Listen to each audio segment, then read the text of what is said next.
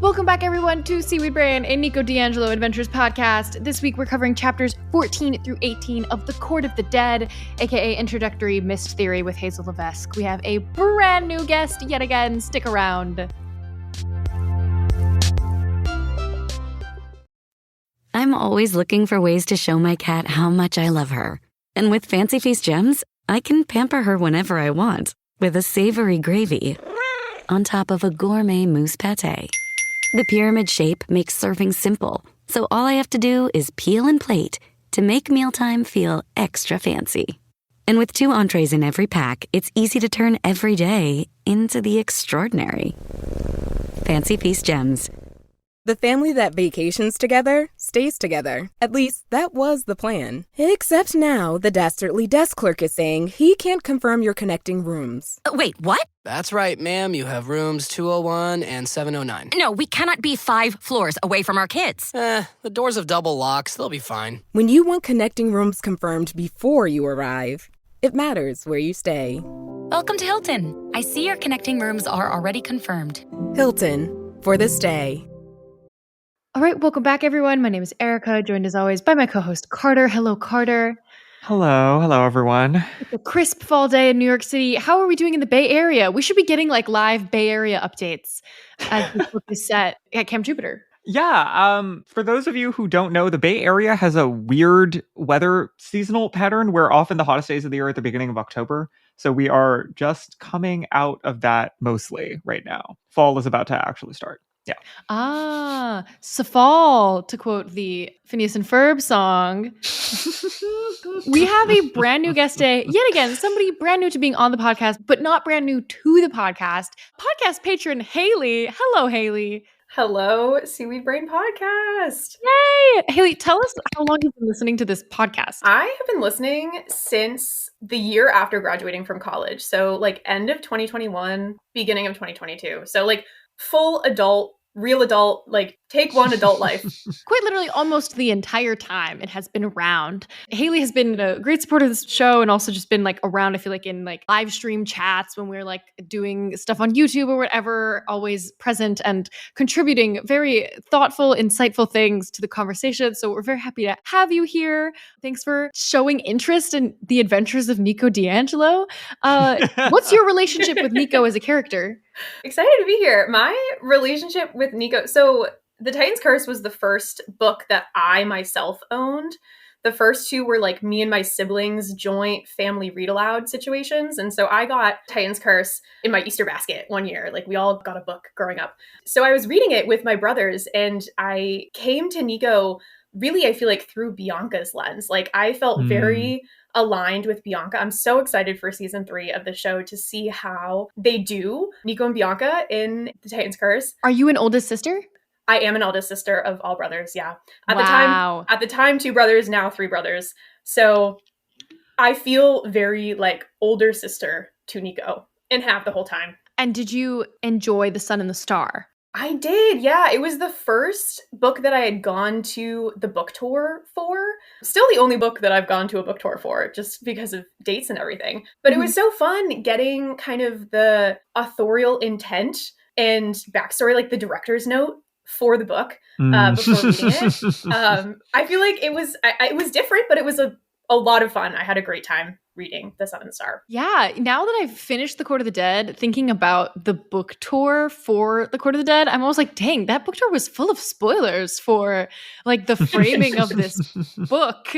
We don't really understand the Court of the Dead until later. Before we get into the content, once again, shout out as always to our sustaining patrons, James, Izzy, and Ellen. Carter, would you like to tell us where we last left off last week? Yes, we last left off in chapter 13.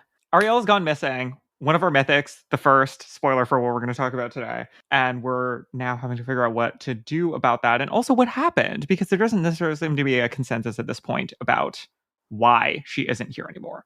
Which brings us to chapter 14, where we're starting today. Yes, as Savannah's going to say right off the bat, it wasn't me. I had nothing to do with it. Chapter 14, Nico's pissed. More of the sensation that the mythics are like nerds, or I think the actual word here is losers. because cohort 5 is trying to help out with this mystery situation. They say, quote, losers looking for losers.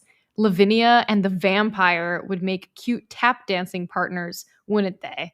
Whoa, also Lay off tap dancers. homophobic. It took me a second to realize they were talking about Ariel. Oh my God. Yeah. That was kind of a lot. That was a lot. It was mean to tap dancers, mean to lesbians, mean to all of cohort 5 and all of the mythics. Just covering a lot of bases here.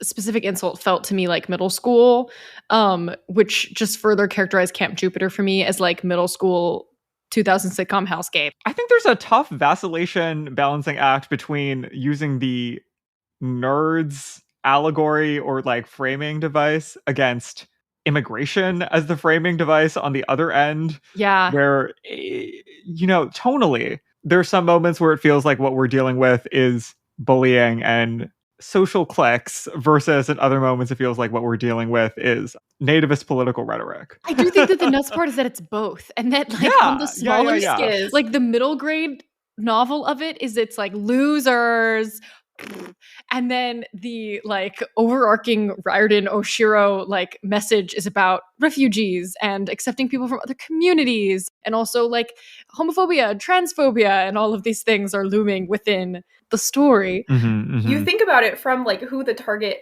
audience is, and it really helps bridge the gap. I always have to remember I'm a full adult reading. I'm a full adult reading. So when I see stuff like this, I'm like, no, yes, it would make sense. I'm thinking about like my youngest brother reading this, and that would be what he clicks onto and help extrapolate to the bigger real world implications. Well, with that, we're checking back in with Savannah specifically in the aftermath. You might remember Savannah just had round 2 of, I don't know if we're still calling it a panic attack, strong emotional overreaction that wasn't entirely in her control with Ariel. The book wants us to know it was a panic attack. Carter's not convinced it was a panic attack. I mean, the first time I was 100% signed on to panic attack. The second time, the specific thing that they're describing, I think, is a little more confusing, where she isn't totally in control of herself and is also making a lot of accusations at Ariel about how she might stand in for a creed of beings that some members of which caused personal harm to Savannah. Anyway, Savannah, that's the baggage she's coming with, and she feels guilty, primarily. She is trying to emphasize that this isn't her fault, but also she doesn't want this to have happened, and this is mostly where we're getting her backstory. We've already learned that Empuse were responsible for killing her parents, and now we get the actual details of that situation. And it involves arts and crafts. How fun! Yeah, we've sort of gotten this marker before that Minerva and Athena are really different, and that as far as differentiating the Roman and Greek perspectives on the gods, that's one of the strongest differentiators, where Athena is a leader, tactician, is revered by the Greeks much more than Minerva, who is seen as a little less culturally and politically important and is more strongly associated with crafts and things that, like Athena we still associate with weaving and some of these other things, but where that's much more core to the central identity of Minerva. Savannah's a Minerva legacy, and her parents are magical ceramicists. Ceramicists. Yes, I guess not just pottery. They are particularly specialized in making magical objects that can be used to trap, jail, some might say, mythics that are considered enemies of Rome, enemies of the Legion. And it is because of that they get targeted by the Empuse, and they are basically burned alive in the pottery studio. Very tough to read. Fascinatingly, there is this note here that the Empuse pull Savannah out and have her sit outside and basically watch this burning happen. Do we have thoughts on her tragic backstory? I thought it was interesting that it was a way to include the ceramics demons. And I was like, whoa, I've never heard of this. Is this a thing from antiquity? Yes, it is. Homer wrote about them. This is interestingly the second instance that we hear of this capturing and holding, like the dodecahedrons.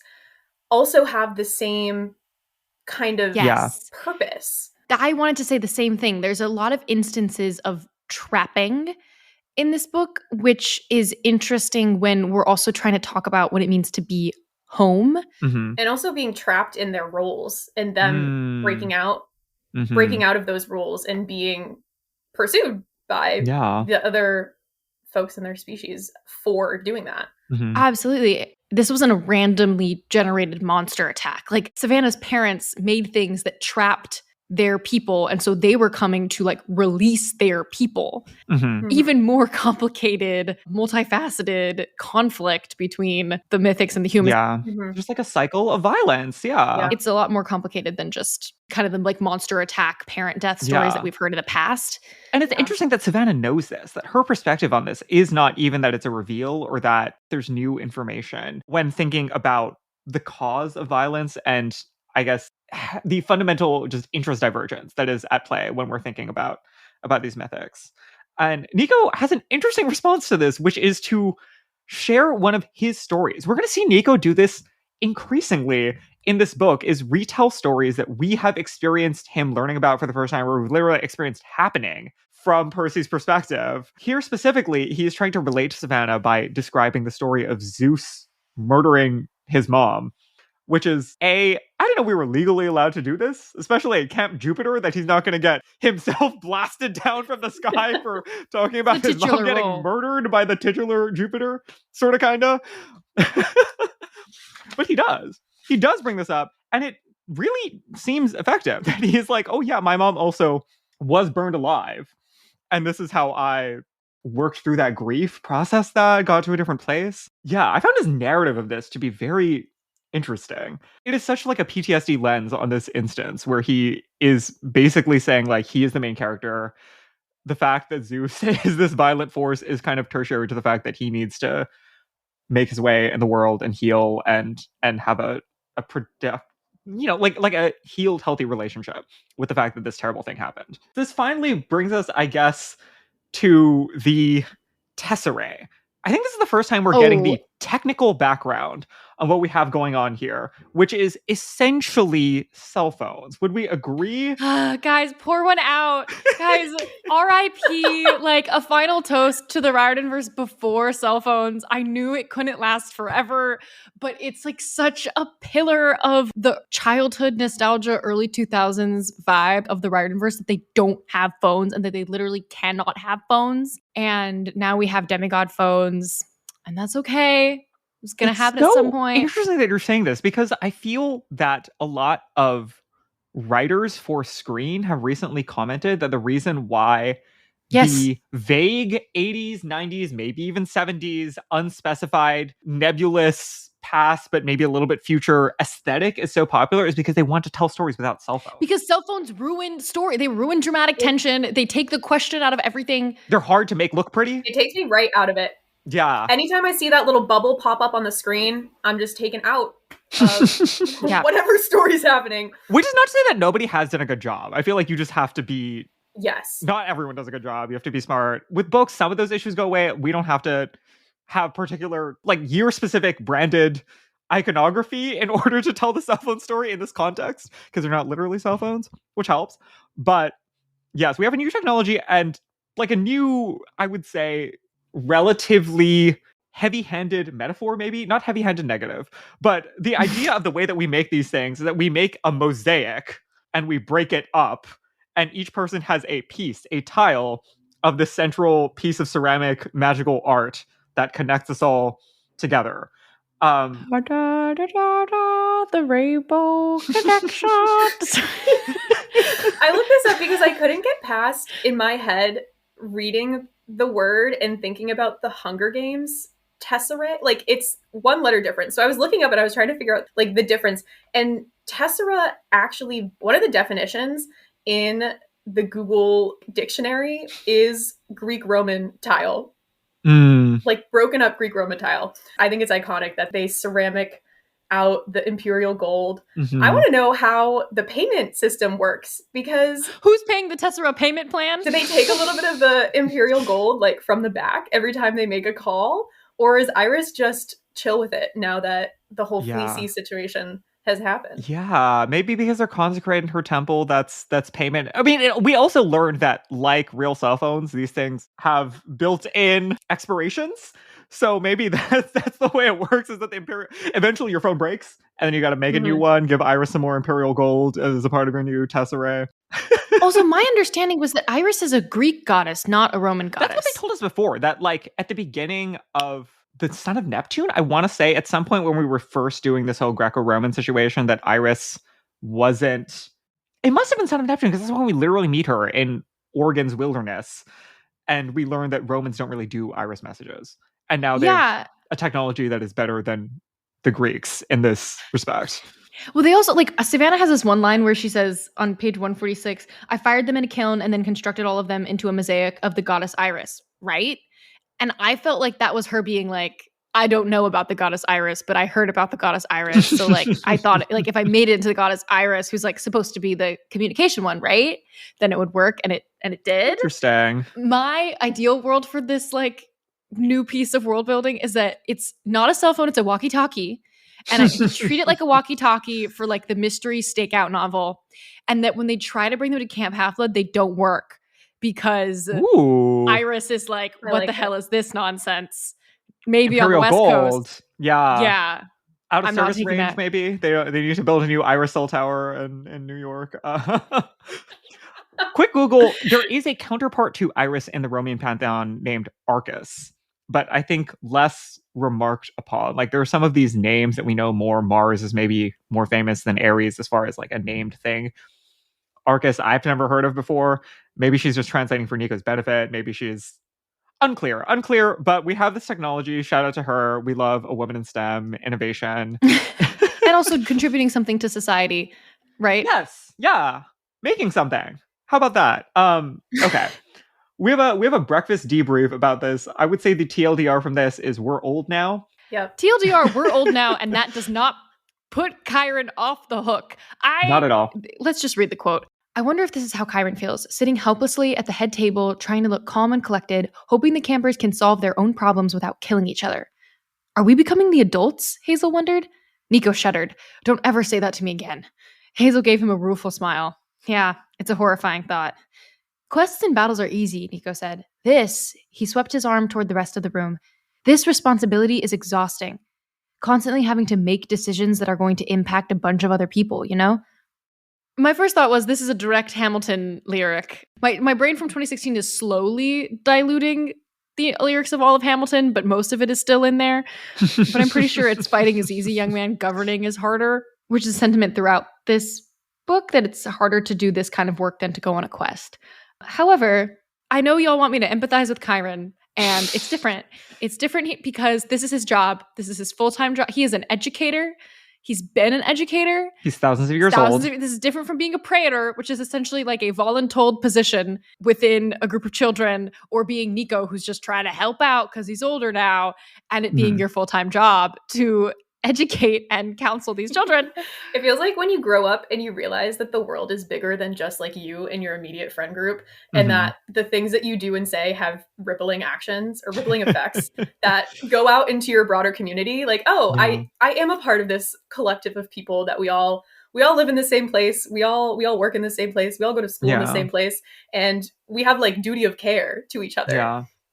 That's scary. That's a lot of responsibility. Yeah. Instead of just the one-off, the three of you going out into the world and fighting monsters and questing and coming back and then going back to the real world for the school year. Mm-hmm. Also, why I enjoy these books so much is because it's significantly harder to write a story about the latter than about a quest. Like, it's so much harder to make a dramatic narrative where you're like, what are the consequences of my actions? And what's the impact? And how do we make these people get along? That's a much harder story to write than like a typical hero's journey that rises and falls. And that's why these are fun, because I don't know about y'all, but I don't need traditional story structure. It's like, doesn't entertain me. It's boring. I know where it's going. This is a lot more fun. Yeah. And it was something that I feel like we kind of woke up to one day in the main series books, that either we're on a quest the whole time and literally these questions don't come up, like you're leading a group of 3 people and the questions are totally different, or Percy just kind of like wakes up one day and he's like, oh, I'm basically in charge of the situation.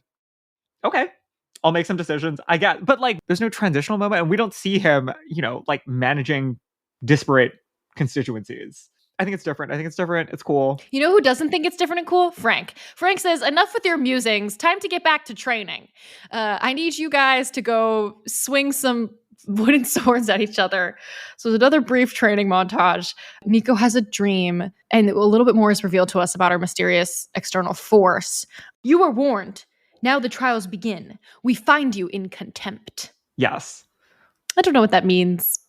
Contempt of the court. Should I look up contempt? Contempt of the court refers to when you Lincoln Douglas debate. When you're in a trial and you're doing something that violates the rules of the trial itself. Like if a lawyer in a trial, for example, is raising too many objections and, say, introducing illegal evidence when the judge has already said not to, they could be held in contempt. You can basically go to a judiciary holding facility or have to pay a fine or something because you didn't follow the rules of the judiciary.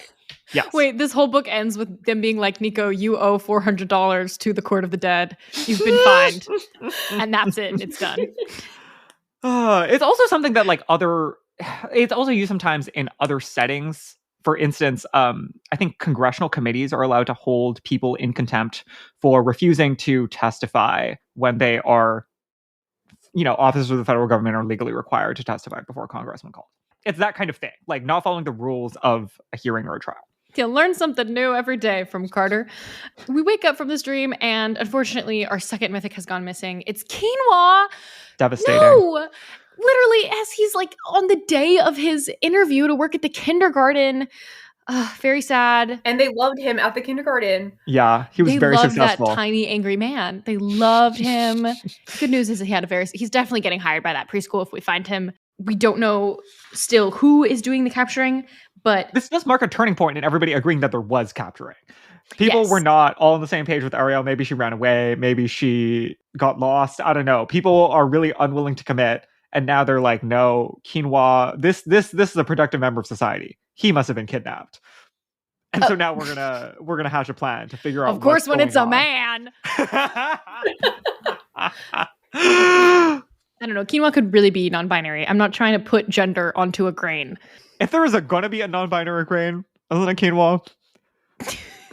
Okay, whoa. You're like really overlooking hemp and flaxseed. Those are not grains. Quinoa is also not really a grain. They're not like sources of major carbohydrates in your diet. You can't sustain yourself off of hemp seeds without sorghum or rye or buckwheat or what have you. Wow. All right. Anyway, we're in full throttle. I think all three of us agreed on the outline that at this moment, at the end of chapter 14, it's like real whodunit. Like we're on a mystery. Like Nico might as well have a giant magnifying glass and a Sherlock Holmes cap at this point and be like comically like pointing the magnifying glass at the ground as he like crawls along looking for clues. We're doing a stakeout. Straight up. Gonna do a stakeout. And it's really fun. I love that. Once again, like if we're veering away from the hero's journey and we're trying to find another like dramatic narrative structure to put on a book like this that's trying to answer all these questions, a mystery, great idea. So chapter 15, we're doing a stakeout and we're setting a trap. This is fun. Everybody shows up. It's sunset, I believe, but everybody shows up in their pajamas. And I love seeing everyone in their pajamas. This is so fun. It's Camp Jupiter after hours. I love how each of them has their own little thing. Orcus and Asterion are each wearing half of Scrooge's sleep ensemble with the little hat. And the night, like, who's holding the candle? Excellent question. Johann is wearing a bathrobe, but it's like the chest is fully open, so that he can see through it. They see his underwear.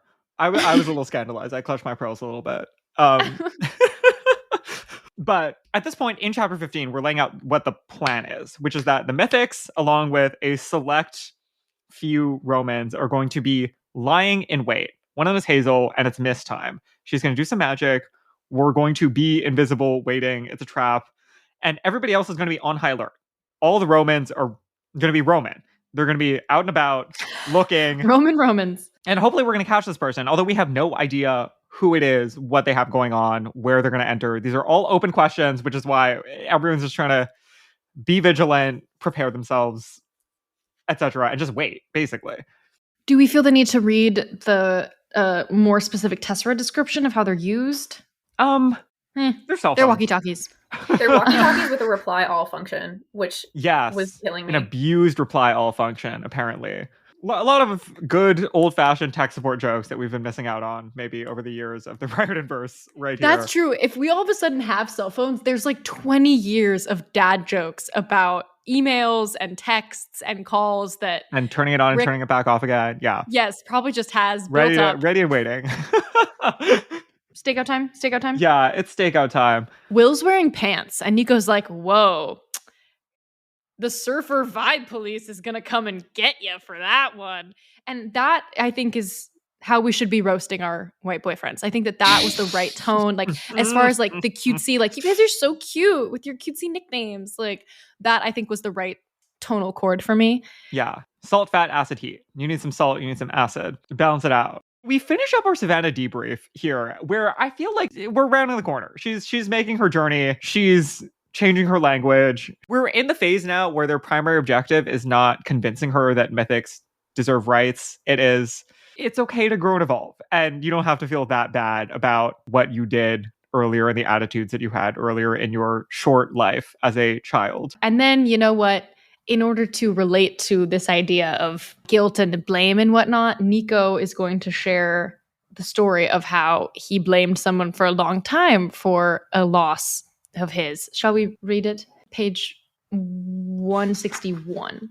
Sadness washed over Nico. You know, I once blamed a really good friend because my sister died. Blamed him for a long time, too. He could sense both Dion and Savannah staring at him, but he pushed past his discomfort. He knew he needed to talk about this.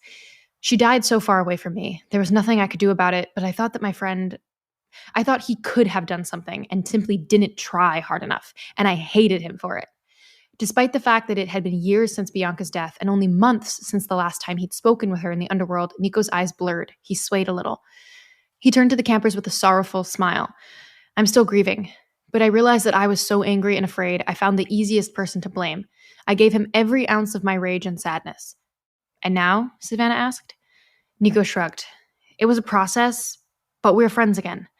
The hardest part was learning to live with that little guy. He pointed to Guilt, which was rolling on its back, legs flailing, just begging for Savannah to scratch its shadowy tummy. Will gazed at the city below them. I've learned that grief is weird. I lost a lot of friends in the Battle of Manhattan. One was a sibling, an older brother from the Apollo cabin. I was furious that he was gone. Then right after he died, I got the chance to save someone else. Inexplicably, that healed a part of me. I think I would have been so much worse off if that hadn't happened. Michael Yu, famous Asian child of Apollo, mentioned. Maybe. Jury's out. I really appreciated getting Will's perspective in here. Like coming into this, you can kind of expect that you're going to get some of Nico's perspective. And I did. I really, really loved hearing his take on his journey with Percy through the grief of Bianca's death. And then Will jumping in, I was not expecting that. I really, really appreciated hearing from him on like when we first met him in The Last Olympian. That was a really cool addition. I think it's important that Nico isn't the trauma guy, even though a lot of this book is about him working through his trauma, having that level of relation and universality and emphasizing that, like Nico isn't here to play a limited instrumental role in the lives of these other kids, or that, I don't know, he's singular in trauma, even though a lot of what he's went through has been really particularly intense. I think it's good. I think it's great. I also really enjoyed the description of Guilt, the Cocoa Puff, wanting you to scratch his tummy. Like that he, all of the Cocoa Puffs are cute and endearing because they're a part of us and we want to feel positively towards our emotions that are only there to protect us, etc. But like making Guilt like a puppy dog that wants you to scratch his tummy, I really, really enjoyed that. Poetic. Beautiful. Savannah is telling Nico that like he and Will are like famous around here, and Nico has been perceiving all of the whisperings about him as he comes in and out of a room as like negative and having to do with the mythic situation entirely, when some of it is probably because everybody here is like intimidated by and looks up to Nico as like a hero. And that like shift in perspective, I feel like that's the second time we've gotten that now, because in the last set of chapters, we were talking about Nico thinking back to his childhood at Camp Half-Blood and thinking, well, people weren't really like actively bullying me, but I didn't feel safe there. Like how much of that was coming from him versus how much was actually external is very interesting. And he delves into that a little bit more in this. There's a lot of these like sort of maybe borderline trite summary passages, but this one really tickled me. Quote, he'd been known as many things over the years: Death Boy, the Ghost King, grumpy little ball of darkness. Inherent in all of them, he was different. He was not like anyone else. He certainly had no aversion to being associated with darkness. He loved that part of himself, but sometimes being on the outside was hard. And later down on that page, quote, I'm weird. I'm a weirdo. I don't fit in, and I don't want to fit in. Have you ever seen me without this stupid hat weird on? little hat? That's weird. That is, of course, not true. This is the Cole Sprouse Riverdale monologue for those of you who escaped the CW / did not benefit from the great programming that they also had in parallel with Riverdale. But yeah. You got to give him his legs too. This is not, we're not, the way that you show your appreciation for a great character is by remembering that they also need to get read sometimes for being a little bit corny, as we all are. But Cocoa Puff alarm! Cocoa Puff alarm! Rah! Yes. Cocoa Puff alarm! We're interrupted by the dogs losing it before the attack, which happens. We have no idea what's going on. The end of the chapter is so chaotic. Just random sounds, alarm. We don't know where we're going. Nobody can respond to anything. The Tesserae are like breaking. This is where we see the planned depreciation of the technology. But we hear Hazel's name, so Nico's immediate instinct is, I'm grabbing Will and I'm shadow traveling to where Hazel is. We hear Hazel's name, and we hear the voice of mysterious woman saying that Hazel's going to be next. Uh-oh. And we better take a commercial break on that cliffhanger. Wish you could become a morning person? You know the type, up before the sun, early morning runs, first one to the office with donuts and a smile. How do they do it? Easy. With the new Galaxy Watch 8, sleep tracking and personalized insights from Samsung Health help you improve so you can wake up to a whole new you. One who, dare I say it, skips the snooze? It's possible. Train your sleep with Galaxy Watch 8. Learn more at Samsung.com. Requires compatible Samsung Galaxy phone, Samsung Health app, and Samsung account. Finished training for the day?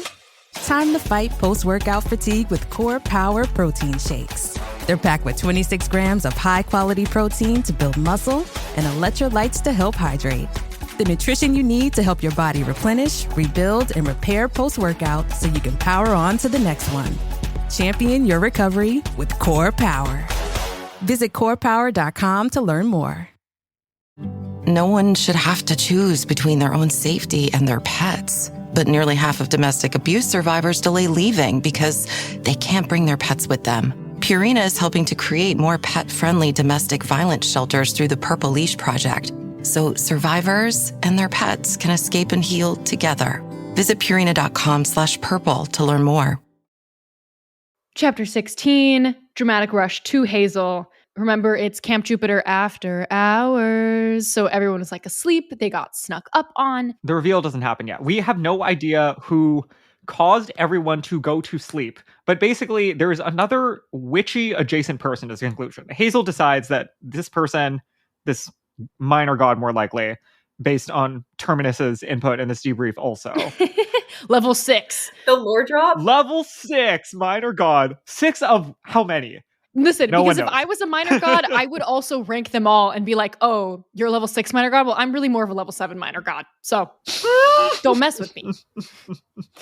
It's very Terminus core to also be like, we need to taxonomize the minor gods based on how much I respect them as a minor god. But yes, but Nico's only takeaway from this is that he is being really Italian-X and he thinks that it's the Christmas witch. And there are multiple mentions of this. I just thought that was so funny. But the closest re-Italification of Nico is one of my favorite things about these books. This is such a tangent. Does anyone remember, there was, I think, an article in The Atlantic or something when Joe Biden went to Ireland being like, wow, like, let people have ethnicities again that aren't like white American. That's also this book. That's them being like, Nico is not generically white American to have a relationship with the Christmas witch, like that's Nico cooking a pasta, like that's the realness. Damn. I'm saying that as a positive thing. I think No, it's I nice agree. for No, it's Nico to like important. have connections to his grandparents It and is the way that they important. lived. It's important for white Americans to have a connection to their culture, because if not, then we get capital W white culture, which is not something that we want in this Correct. country. Yeah. Yes. As the white person on this call, yeah. Yep.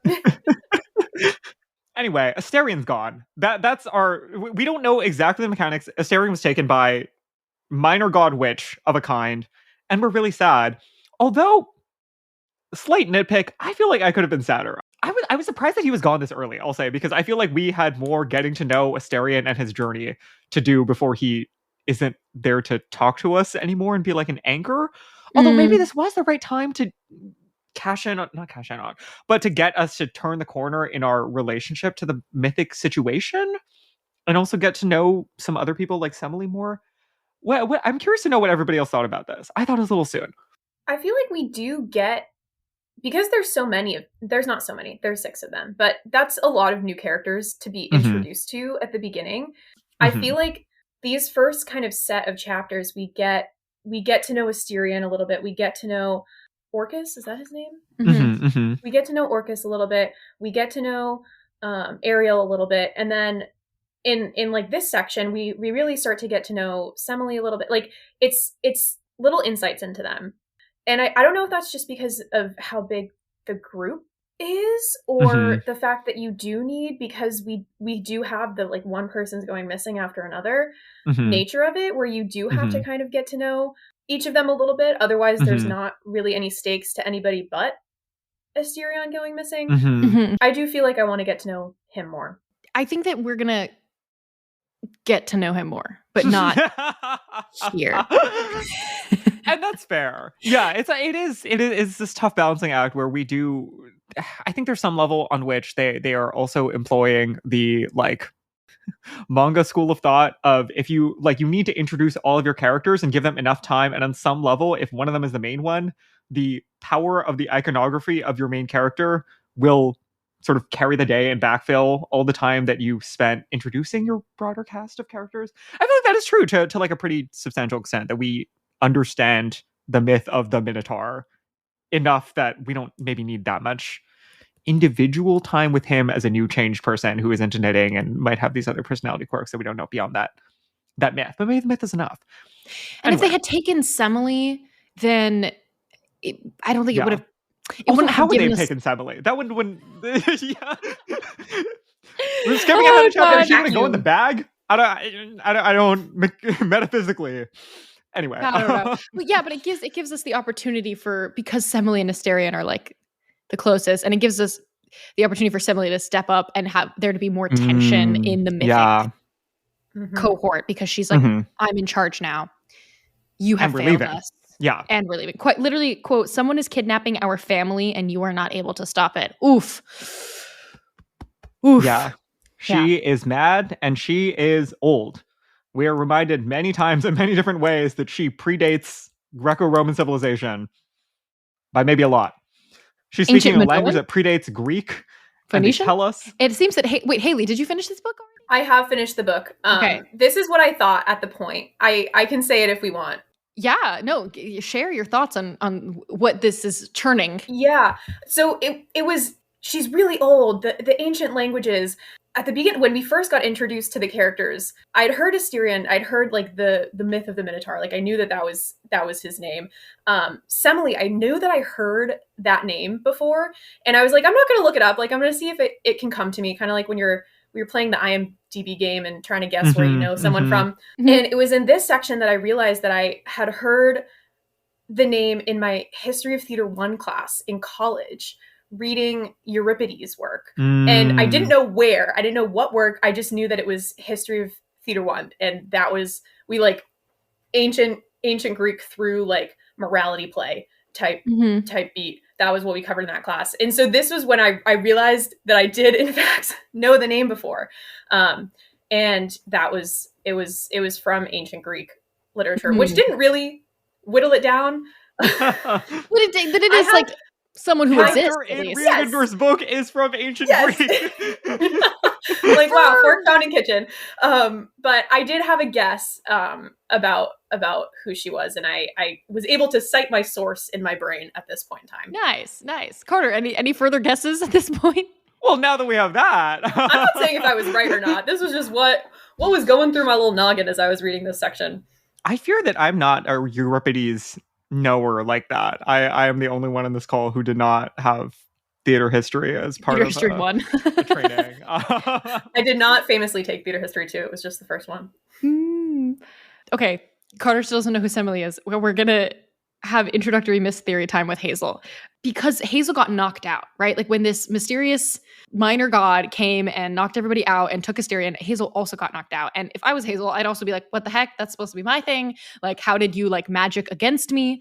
I'm going to read sections of her lecture, her TED Talk from 174 to 175, because this is what I was begging for from after like the Wrath of the Triple Goddess. Usually the mist is generated when mortal minds encounter something magical that they can't understand. That friction, I guess you'd call it, creates alternate perceptions. You, as in demigods, see through it more easily, but you can still be fooled, especially if someone is actively trying to manipulate you. You've encountered plenty of creatures that you didn't realize were mythical at first, right? Whatever is abducting the mythics, it has to be using the mist to put an entire room full of people asleep, to cause disturbances all around our borders, to kidnap someone as huge as Asterion, to do all of that at once. Terminus must be right. We're dealing with something like a minor god. When multiple people are trying to manipulate the mist, it becomes sort of like a poker game. It's all about bluffing and calling, not necessarily who has the most powerful hand. Tonight, the intruder got the drop on me. I'd created a general illusion that I was blending in with the couch, but even that took a lot of energy. The intruder called my bluff and convinced everyone in the room that they were super tired and needed to pass out. I couldn't respond because I didn't know we were being attacked, but maybe if I'd had a Cocoa Puff in my lap, the puff would have warned you, Nico said, and being in contact with one heightens your emotions, which makes you more aware, Hazel smiled. That's why you felt the intruder's presence before anyone else did. Altogether, that should be enough warning for me to be prepared this time. At the very least, I can stay awake and put all my energy into revealing this intruder's true form. Bam. This I loved. I lived for this. Like finding a way to use the Cocoa Puffs in combination with mist science for the spy mystery stakeout novel. And to lean harder into the metaphor of the Cocoa Puffs. Like, what is PTSD but an alarm system? Potential alarm system. Listen to your gut. Yes. I was reminded so much of Emma Stone in that one red carpet interview. I don't know if you all saw this. I feel like it was really big for like a month, where somebody was like, you've talked about having anxiety before. And she was like, oh yeah, my anxiety is like my superpower. Like it tells me things, you know, it helps me stay aware and stay alert and like tells me what I care about and all of these things. And I like love my anxiety. And that's what this made me think of.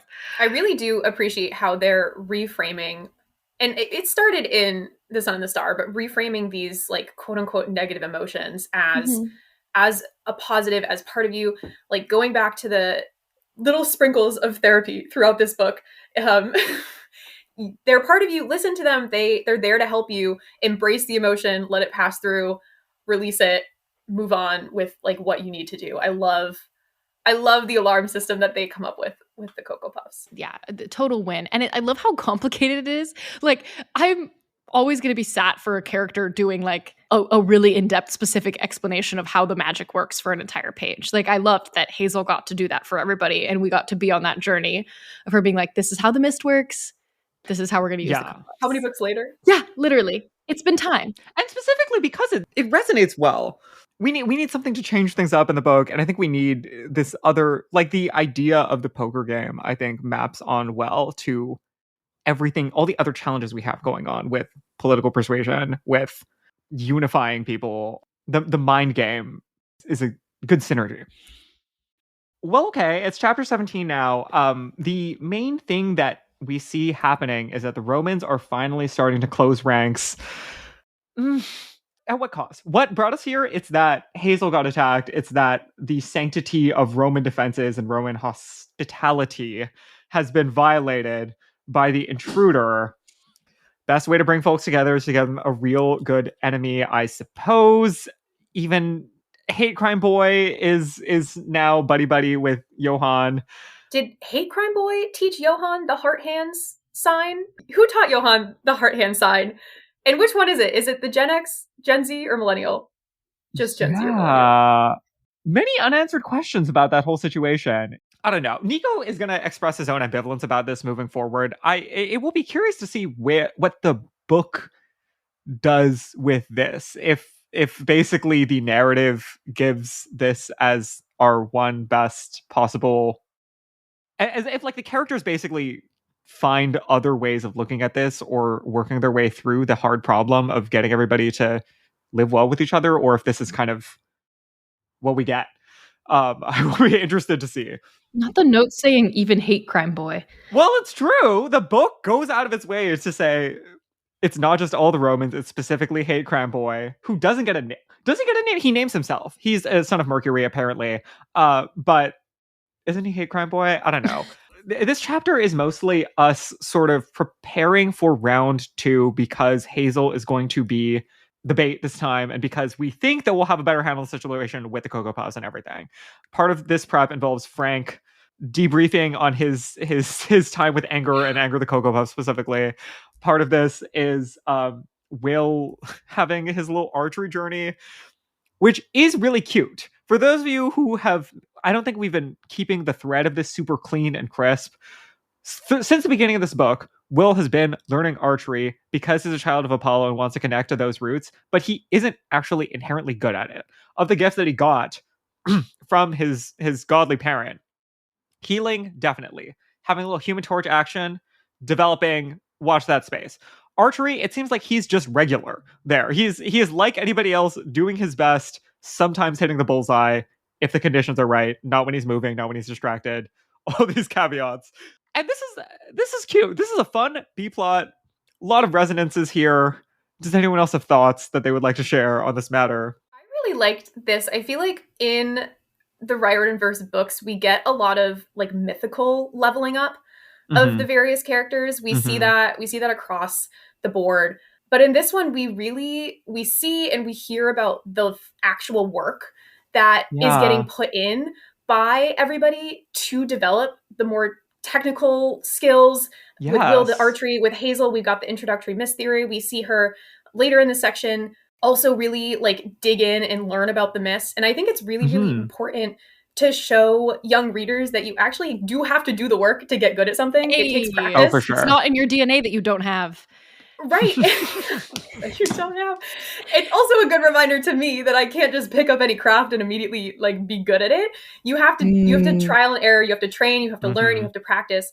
And I really, really love that theme being explored here, especially today, because you should work hard to do something. You should put your 10,000 hours in. So true. It's an anti-AI narrative. It's an anti-AI narrative. You should not just have the robot do the thing for you. You should want to put in the work to get good to do the thing yourself. Yes. Absolutely. Love that connection. I always love a late bloomer narrative too. Like in anything, I think it's such a sweet and important part of YA and coming of age stories of like any Bildungsroman to have like a late bloomer. All of Sky High is about this. Like it's endearing to me. Yeah. Do you want to say this note about the Asian American thing? Because I think that is right. Oh, no. I didn't make that note. Who made that note? Haley, was that you? I didn't make that note. No, I thought that was Did one of you I guys. write this? Carter, Wow. Somebody's fully dissociating. Maybe it's me. I'll say it. I'll make the point. Like, who made this really smart point? Oh my God. I think that there are a lot of valences to be read into this idea that your relationship to your parents and to a culture that is meaningful to you is something that you have to work for. And that sometimes in these books we kind of stray away from that because there is a lot of this deterministic thread that's happening that we're all trying to lean into things that we already have inherent proclivities for. Most like language is one of those perfect examples where nobody has a biological proclivity to learn certain languages. That's not how the span of human evolution in biological timescale and evolutionary timescale works. You know, like if you want to learn about like a holiday or slang or whatever, to say talk to grandparents or great grandparents or whatever, like those are things where you will be like Will. You will have to practice a lot, and you will still at the end of that probably not be that good. You're not going to have superpowers. but sometimes it's still worth doing because you want to, you want to like get along with your siblings and have a thing that you all have in common that maybe you have different levels of exposure to and different like early childhood paving the way, groundwork laid for that. I think it's cool. I think it's great. We don't sometimes the journey enough, et cetera, like, yeah. Absolutely. Yeah. Connecting with your heritage is something that takes time and effort. Oh, and now on a sadder note. Page 183. I'm just going to read this. Will laughed nervously. Don't know about that, but I am getting better. I can hit the bullseye more often now. On purpose, even. Nico waved off his comment. You're a child of Apollo. It's clearly coming naturally to you. Besides, we all have to start somewhere, right? Haven't I used that logic on you before? Will asked. And now I'm weaponizing it, Nico said with a smirk. How does it feel? Oh my God, Hazel's voice broke through their conversation. Are you two going to be this sickeningly cute tonight? Hazel. Now, Hazel, my girl. sister, not in Christ, but rather my sister in the craft, my sister in witchcraft, sit down with me and know that this was not cute. This was the bare minimum. This was the bar. Respect and mutual understanding. A conversation. This was support. This was communicating with your partner, loving one another, being there for one another. This isn't even banter particularly. Like they've had the lean in moments. This is regular. This is how you talk to somebody you know well at a given day, at a given hour, because you need to communicate information. Hazel, this can be you. You deserve the bare minimum. Yeah. Hazel, you're also not left out of this. Like, if it's just about like gabbing with the girls, like get in there. Like literally in this conversation, this could be you. That's having the a fun thing. time. I feel like she doesn't feel she can because she's a praetor, and like to quote earlier, rules, discipline, etc. She has to stop the pranksters.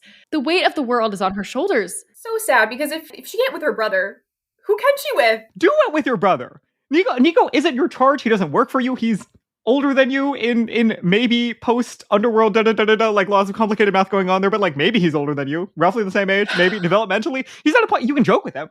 That much is established. He doesn't work for you. He's not younger than you. Like, have a laugh. I don't know. This made me really sad. I need Hazel to have bi-weekly meetings with Mr. D in the Hazel book. That is, I need her to have friends, people who she is not in charge of, who respect her and can talk about things that aren't related to work. Because I feel like she maybe doesn't have that anymore. Right? We need to revive the sleepover book idea. We need the girls' sleepover book. This was supposed to be our sleepover book, and like we were saying, this doesn't count. Hazel isn't. She's on the clock. We need round 2. Hazel's off the clock, and we're just at brunch. No, we literally need off the clock, pressure's off, and my girl's what it's all about. That's the book that is we are still waiting for. And by girls, we mean platonic friendship, not Gabriella. So that was a really tight High School Musical 2 reference. I was right there with you. Thank you. Yeah. Sometimes people are like, can you explain things out a little bit more? So there we go. After this, we're going to wait. And you know what? Doubt's going to come in. Doubt comes rushing in. Nico, it was in these undefined areas that his mind loved to imagine the worst. His new friends were dead. More were going to be kidnapped. Nico and Hazel wouldn't be able to stop it. We have a lot of references to doubt. Doubt, as in doubt comes in the song in Hadestown. I feel like we need to also, at some point, give a shout out as well to Meryl Streep and Viola Davis and Philip Seymour Hoffman, because that is still my primary reference. Doubt. 2008. Watch it. It's great. Viola got robbed. And we're going to go into chapter 18. Shout out to our outline that says, Will has a pocket watch. Surprise, surprise. From Haley. Thank you. Call him out. I'm slowly picturing them both, Will and Nico, just becoming old-timey detectives throughout this book. Like every time we see them in a new scene, like one of them has a trench coat on, and then now Will has a pocket watch. Yeah. We need a basset hound now, sniffing the ground. This is like in the age of AI and conservatism, you should be a weird little gay. Like find a niche that is not necessary and just lean in. Have a pocket watch. Yeah. Have a monocle. Why not? Let's... Yes, bringing that one weird item to school. Period. Yes. You're never seen without it. Have a single feather in your hair. Make hats. I'm going to cite real things from our childhood now. Make custom hats and wear them to school. Yeah. Customize your clothing with different seams. Carry a stuffed animal wallaby around every day. Different, weird, unique go-to items. Yes. Now we get to figure out who the goddess is, the minor goddess. New, Yes. arguably racist. Yeah, some of this rhetoric, not so good. Taking out the trash in your tonight's pickup, that's either a right-wing talking point or surely a gym leader in Pokemon. We'll leave it to you. Oh, she's Laverna, the goddess of thieves, cheats, and liars. Anyone ever heard of this goddess? I had not. I have not, and that's one of the reads that Terminus has for us, is that nobody knows who she is because she's a nobody. Okay, Terminus. He said, don't worry about it. She's the only one who knows who she is. Yeah. Terminus is really all over the map with like whether he's going to give, a devastating takedown versus giving us nothing, giving us straight-laced, hard edge. I am here to do a job, but he came through with that one, and let's celebrate that. Terminus and Hazel are really carrying us through this. Hazel with the magic, with a sword. Terminus with his read, and also kind of some magic. It seems like it's a little bit unclear. He does show up partway through this to give us minor god on minor god checking. Absolutely love the spooky Halloween-tastic imagery of Nico cutting off her head and then her head just like floating next to her body. That's and really Terminus fun. being like, that's just her little gimmick. Oh, perfect.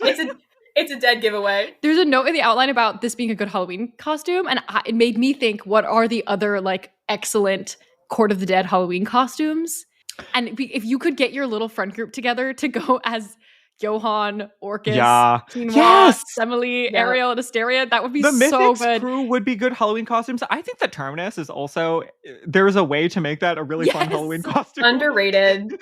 Oh my god, that would be so. Wrap like, yourself in gauze. Yes. Yeah. Or you like wear a cardboard box that you paint white for your marble. Yes, so that your whole body is the bust.